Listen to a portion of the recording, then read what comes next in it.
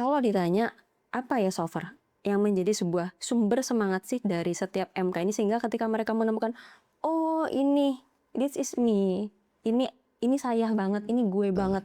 Nah Semangat itu hmm, suatu hal yang luar biasa ya. hmm. Maka saya punya diksi semangat permanen ya. Oh iya. Karena ketika seorang punya semangat, seperti kata Fatwa, there is a way. Ketika ada semangat, ada kemauan, maka itu ada jalan.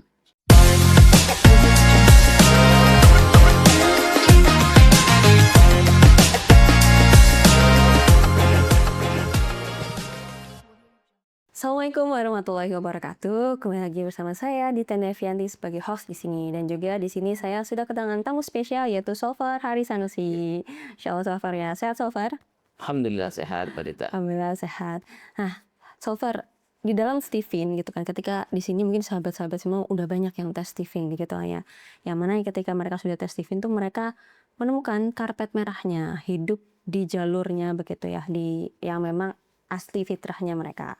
Nah, kalau ditanya apa ya Solver yang menjadi sebuah sumber semangat sih dari setiap MK ini sehingga ketika mereka menemukan, oh ini, this is me, ini saya banget, ini gue banget. Nah, apa yang jadi sumber semangatnya itu di setiap MK? Oke, semangat itu suatu hal yang luar biasa ya. Maka saya punya diksi semangat permanen ya. Oh iya. Karena ketika seorang punya semangat, seperti kata Fatwa, there is a way, there is a way. Ketika ada semangat, ada kemauan, maka itu ada jalan. Maka tentu bagi sensing, semangat itu ketika dia melakukan sesuatu yang dampaknya nyata, hasil kerjanya nyata. Bagi seorang thinking, dia punya tantangan intelektual yang ingin dia pecahkan, yang ia ingin carikan jalan keluar. Bagi seorang thinking ada tantangan dia mampu melakukan sesuatu yang passionate ya. Dia melakukan sesuatu yang berbeda, sesuatu yang baru. Bagi orang feeling, sesuatu di mana dia mampu melakukan satu hubungan yang relasional, yang penuh makna. Ketemu orang baru, sahabat baru. Nah, hal seperti itu membuat seorang feeling bersemangat. Nah, atau insting yang dia menginginkan satu semangat itu muncul kalau ketika dia melakukan aktivitas, maka dia mendapatkan makna, membuat orang tersenyum. Setiap orang punya semangat yang berbeda. Dan karena ini bersifat genetika karakter, maka Anda bisa lihat itu sejak usia kecil, masih anak-anak gitu kan. Orang sensing, anak sensing akan cenderung ketika main di satu taman, dia main di tempat mainan yang sama. Nah, dia ulang lagi, dia ulang lagi, dia ulang lagi, dan akhirnya dia punya kebanggaan di mata teman-temannya. Saya paling keren loh, saya paling jago loh, gitu kan. Itu udah kelihatan dari kecil. Orang intuiting, dia akan mencari hal yang baru, dan ketika dia ketemu di satu permainan dengan teman-temannya, dia seperti asosial ya. Temannya main apa, dia sibuk dari awal datang di situ aja seperti nggak ada orang lain di situ. Itulah khas seorang anak intuiting yang asik dengan dunianya sendiri, dunia kreativitasnya, dunia imajinasinya. Lain hal dengan anak insting. Dengan teman-temannya banyak permainan, dia main di sini, belum selesai sini pindah ke sini, belum selesai sini pindah ke sini.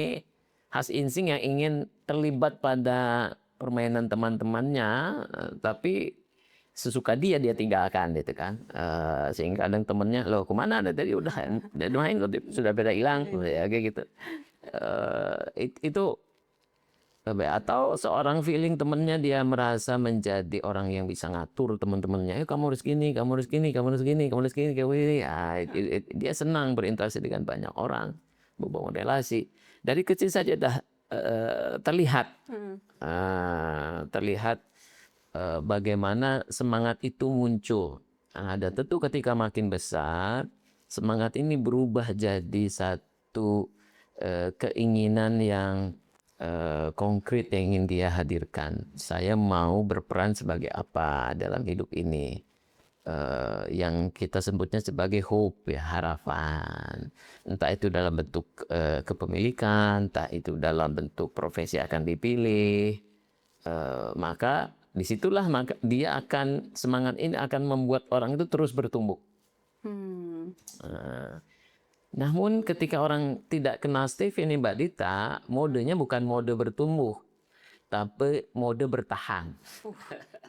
Mode bertahan itu adalah kuliah di jurusan yang nggak dia sukai, kerja di tempat yang aduh, I don't like Monday, ya kan? Akhirnya dia ada pada mode bertahan sebenarnya.